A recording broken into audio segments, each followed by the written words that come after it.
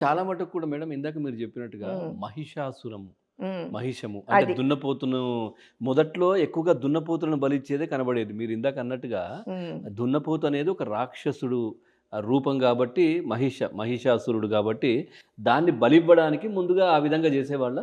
ఎక్కువగా అవే కనిపించాయి గతంలో. ఇప్పుడు అన్నీ జేస్తున్నారు. ప్రస్తుతం అయితే ఇప్పుడు అన్నీ ఆపేశారు. బహిరంగంగా ఎక్కడ చేయట్లేదు ప్రస్తుతానికైతే. అది కరెక్ట్. హ్మ్. సో, దానికి ఎన్నో రకాల ఎన్నో రకాలుగా మనం చెప్పొచ్చు. ఏమిటంటే, కుల వ్యవస్థ వచ్చింది కదా! ఈ కుల వ్యవస్థలో పైన ఉన్నది అందరికంటే పైన బ్రాహ్మడు, అందరికంటే నిమ్న వర్గం లోపల ఉన్నది మాదిగ.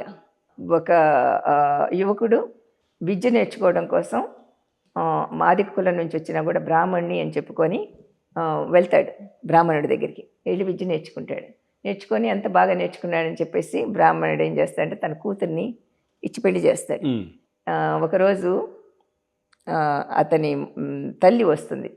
వస్తే చెప్తాడు, "అమ్మ నువ్వు వచ్చావు కానీ నువ్వు చాలా జాగ్రత్తగా ఉండాలి. నువ్వు ఫస్ట్ ఆఫ్ ఆల్ నువ్వు భర్త లేడు కాబట్టి నువ్వు మొత్తం గుండు చేయించుకొని తెల్ల చీర కట్టుకొని ఏమి మాట్లాడకూడదు. నువ్వు మాట్లాడితే నీ మాటని బట్టి వాళ్ళు పట్టేస్తారు. ఏమీ మాట్లాడొద్దని" చెప్తాడు. అట్లాగేరా అని చెప్పేసి ఆమె శుభ్రంగా గుండు చేయించేసుకొని, చీర కట్టుకొని వచ్చి వాళ్ళ ఇంటికొస్తుంది. వస్తే ఆ అమ్మాయి అన్నీ చేసి పెడుతుంది.